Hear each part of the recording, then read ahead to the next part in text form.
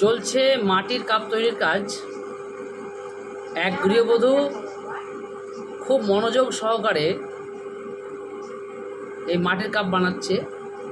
যদিও কাজ ছোট নেই বড় নেই, সবাই সব কাজ করতে পারে। সাধারণত মহিলারা এই কাজ করে না বলেই আমরা জানি, এই সমস্ত কাজ পুরুষরাই করে।